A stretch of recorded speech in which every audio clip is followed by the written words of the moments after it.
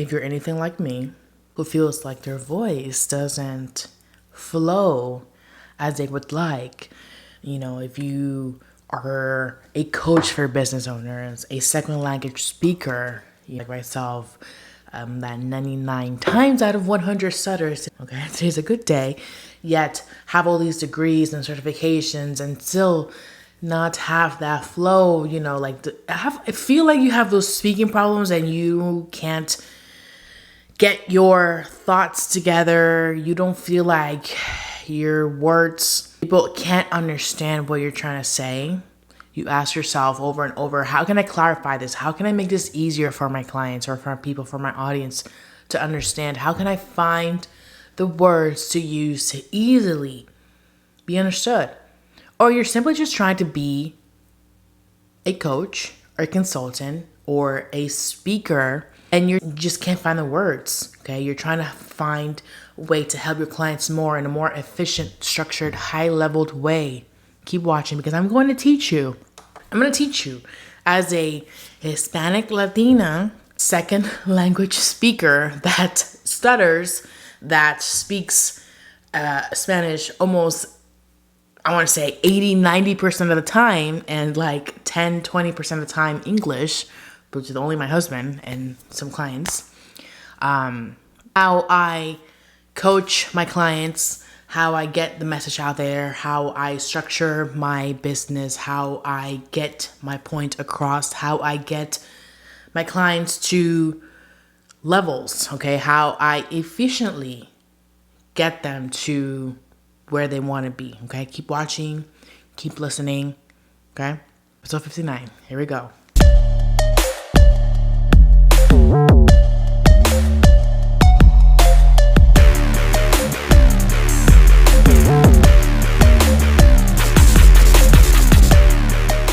So this is 7 lessons I found super interesting and that has helped me from Ross Atkins' book, The Art of Explanation, How to Communicate with Clarity and Confidence. Because if you're a coach, the art of explaining things to your clients so they can understand to be able to get the best results, it's crucial. And a lot of the times when I used to believe, honestly, I used to believe, even sometimes heard from people as well, coaches to include, read more, pick up a book. And it's not honestly, it's not all about that. And even though this is coming from a book, 7 things that has helped me, but think more of a guidance. Because oftentimes when we think, okay, I want to help somebody, I want to be able to get my knowledge out there so they can understand, because not everybody understands or comprehends knowledge the same way, okay? Because you can be a great coach, you can be a great consultant, you can be a great person, a speaker, but if you can't get your stuff out there in a way that is structured, Barney style, broken down Barney style, we say in the military, sometimes it could be a little difficult to get the message across that people are better able to understand and able to apply, not only immediately, but get those results right away. Okay, because it's a domino effect. If they don't get the results right away, then it's a problem, because now they're like, okay, well, this doesn't work. And then guess what? Whose fault is it? The consultant, the coach. Okay, so this is why it's important to know how you are pushing your message out there. Okay, so number 1 thing that definitely has helped me 100% and that I just recommend you understanding, having just, it's self-explanatory, is audience awareness as well as situational awareness. Basically anything that's surrounding you, awareness.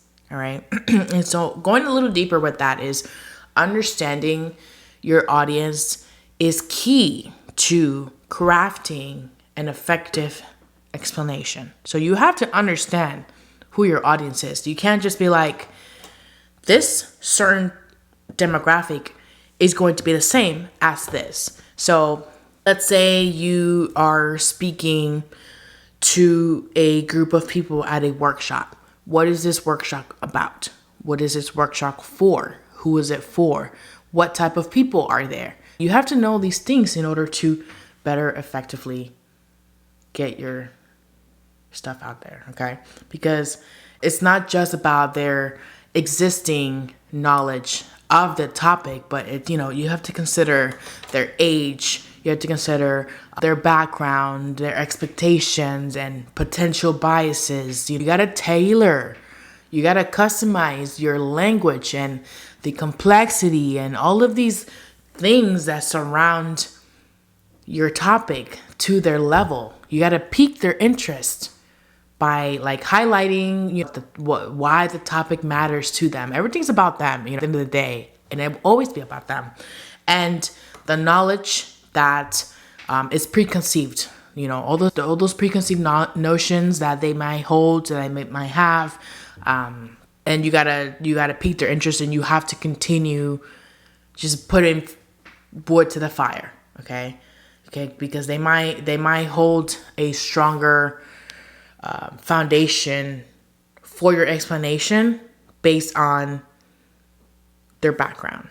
But you have to understand their background first in order for you to be able to shoot the arrow so it can hit the target, okay?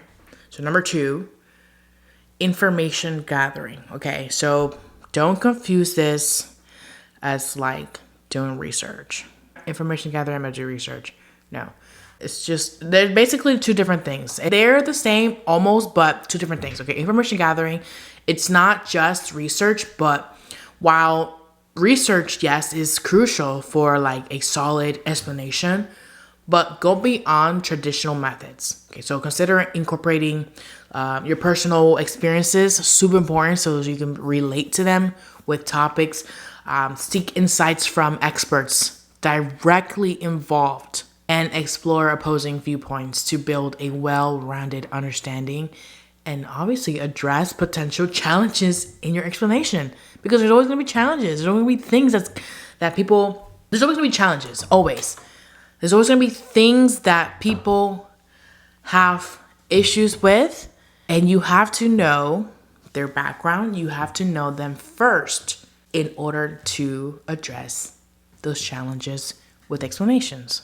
This is the same thing as if you're coaching one-on-one. You gotta know who you're dealing with. You gotta know. Oftentimes when I speak to my clients, I ask them, hey, have you been with other coaches before? Have you worked with other coaches, with other consultants? And when they tell me yes, I'd like to know more, because I want to know why they came to me. There's a reason why they came to me. There's always a reason why they came to me. If they came to me, it's because that first person didn't work. And 9 times out of 10, I'm not going to say that I'm perfect and that my methods are wonderful and perfect, but they don't end up going to another coach, at least for a very, very good while. And if they do, they then coming back. So what I like to do is I like to ask probing questions. What was the goal at that time when you went to that coach? And the thing is, I'd rather sound dumb than look like stupid, not knowing all the facts when I help them. So here's the thing. You need to know their background before you help them. So the questions that I like to ask, for example, are, what was the goal before you went to that coach or that consultant? What was... I wanted to make more money, or I wanted to be, more structured. Because there's a reason why people go to experts, so they can help, so they can leave with a transformation, right?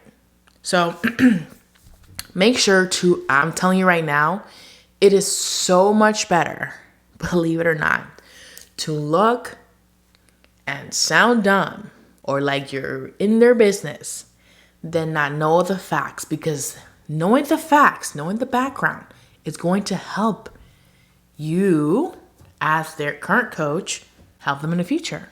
All right. And honestly, it's a win-win, because not only that, they're going to know that you care. I'm like, hey, I want to ask you these questions because I want to know why this coach did not help you. This is not to put myself on a high horse or anything like that, but this is for me to understand what your goals were so I can help you right now. I don't want you to waste any more money, because at the end of the day, when, as human beings, we don't think, and it's very rare that we think, okay, well, I invested this money and, it didn't work out. We kind of think like, man, if it doesn't work out, we kind of wasted money, right? But if it works out, we invested money. Two different things, right? So when it doesn't work out, psychologically, I want to say, and I like to say, I don't want you to waste more money. I want this money that you invested in me to work for you. It's chef's kiss, okay? So ask important questions, ask probing questions, because it's going to help out. You need to know your audience. You need to know their background. You need to know, it is important for you to know them. It is important to know even as personal as you can get oftentimes, okay? So number 3, prioritizing and clarity, okay? Here's the thing. Let me explain a little more about that. The art of distillation. This is what I was saying earlier. Distilled, okay? Here we go. The art of distillation. This is what I mean. Today is Friday, and it's 9:45 in the morning. So the art of distillation is attracting the most crucial points and discarding the unnecessary details. So you got to identify the core message you want to convey. Prioritize supporting points based on their relevance. You got to be relevant. You got to be relevant, okay? And use real world applications or examples to illustrate complex ideas and ensure clarity. So let me make that a little bit more clear. Okay, this is the art of explaining things a little bit more clear. Here we go. So if you talk to them and they literally go on and on and on and I mean on, and now you're like, they're telling you their life story. They're telling you their life. Have you met people where you ask them a question and they will literally go on? Okay. Now, this is your discernment. This is where you have to come in as a coach and pick things that are going to be relevant to the situation, that's going to work for the moment, that's going to help them succeed. So you got to prioritize. You got to take out the bits and pieces that are like, okay, I need this thing that this person said. I need this other piece of information that this person said. I need this other piece. You got to sit down and listen to them. Take mental notes. And if you feel like your memory isn't that great, pen and paper. Hey, do you don't mind if I take out my notepad and, write down some notes while you tell me? People love that because now you're paying attention. It's laser focused. People love that. Prioritize, clarity, okay? Extract the most crucial points, everything that's important, and toss anything that's unnecessary, like walking their dogs, how they're thinking about things. Unnecessary. Who cares? Okay. But picked what, the idea of building a business came from that. While they came to you for some other business and how happy they felt, walking their dog while they think about the idea. Come back to the idea, right? These are the things that you have to pick, put it in your pocket for later on. All right. So that's number 3. See, we're getting somewhere. I think it's amazing when you hear it for somebody else, somebody who's, because I've talked to so many people, and this just doesn't work overnight. This is just listening to people over and over and over again, just writing down things. Okay, this works, doesn't work, this work, doesn't work. And here we are today. Okay, number 4. Okay, structure for understanding. Logical flow is the structure that guides your audience's understanding. So think of it as, building blocks. Use chronological order for sequential processes. Explain cause and effect, relationships to show connections, or frame your explanation around a central problem and its solution to create a clear path for your audience to follow. Let me backtrack that again because I feel like we gotta let you know what this means. Okay, so structure for understanding. Logical flow is the structure that guides your audience's understanding. So think of building blocks. We know how to play with blocks, right? 1, 2, 3, 4. 1, 2, 3, 4. A, B, C. So somebody comes to you, man, I have so many ideas. I have so many ideas in my head. I don't know I don't know what to do. I want to do this. I want to do that. I have this problem, but I can do this. But the reason why I want to do this is because I want to do this. I want to be able to do this. There's just so many things. Their head is like tumbleweed. It's all entangled. All these ideas don't correlate with each other, but they're all tangled. And they come to you. They come to you so you can help them. 2, 3, 4. 1, 2, 3, 4. 1, 2, 3, 4. A, B, C. Now, you're thinking, how can I help somebody who has so many ideas? How can I help somebody who has so many ideas when I don't know their life story? I don't know what is best for them based on what they have going on. I've never met this person in my life, a day in my life.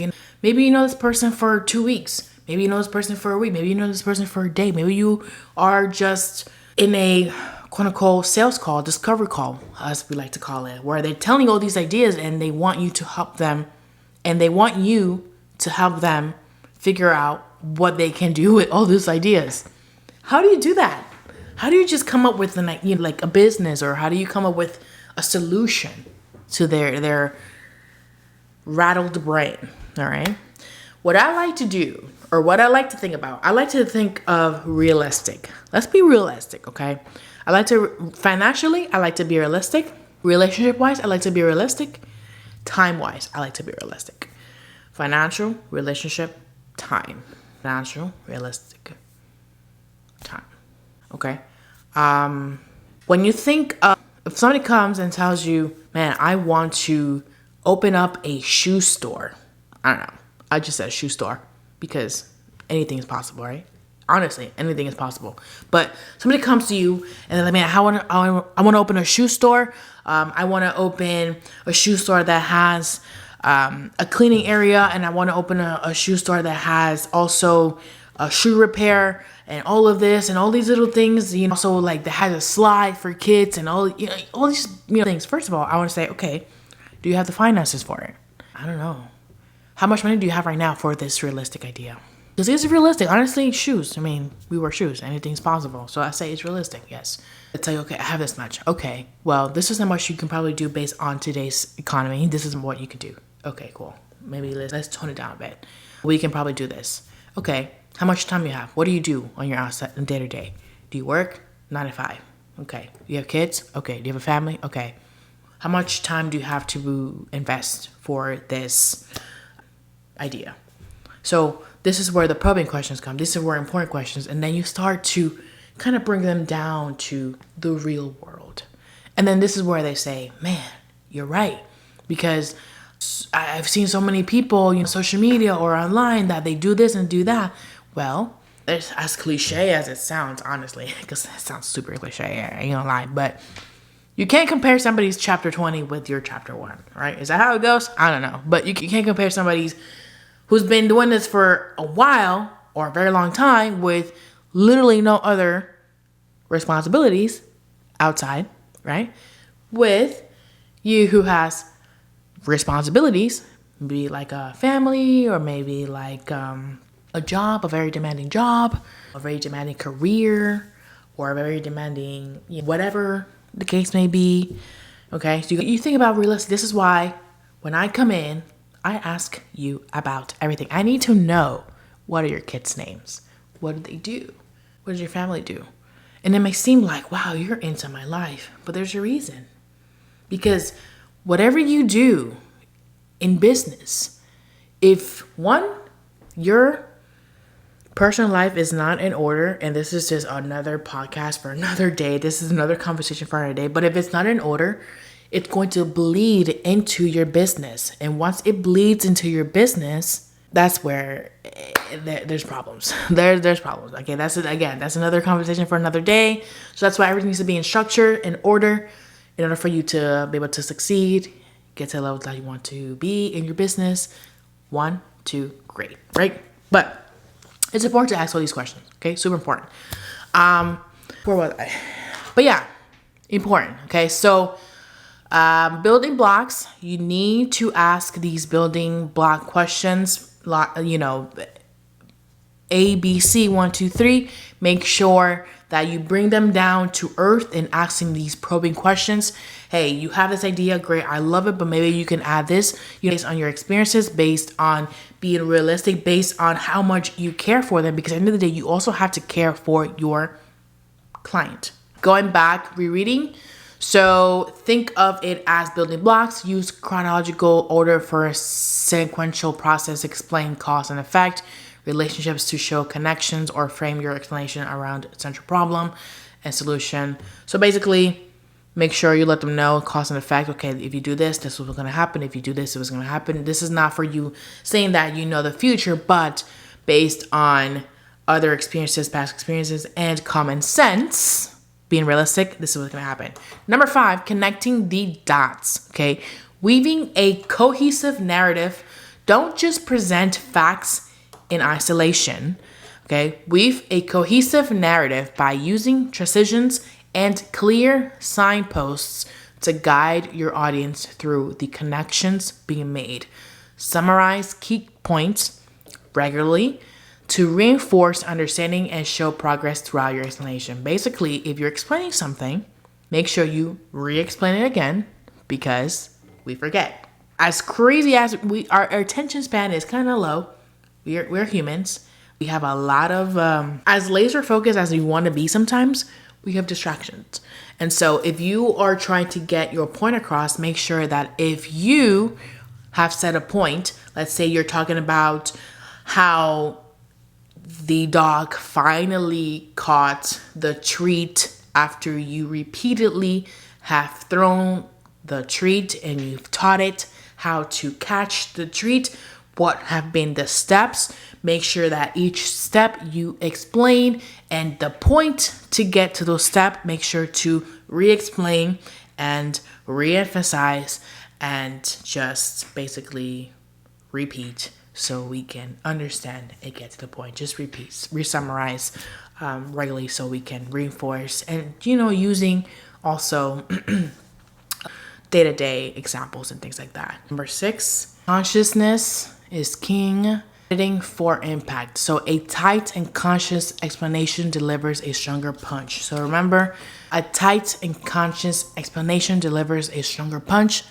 Eliminate the redundancy by avoiding repetitive phrasing. So if you got to repeat, it's just make sure to stop being so repetitive when it comes to like, okay, we get it. Like people repeat the same things and you're like, okay, all right, we understand, we get it. And when you feel like, okay, I think I get it, I think you said it too many times. So make sure to avoid that. Keep your explanation super tight.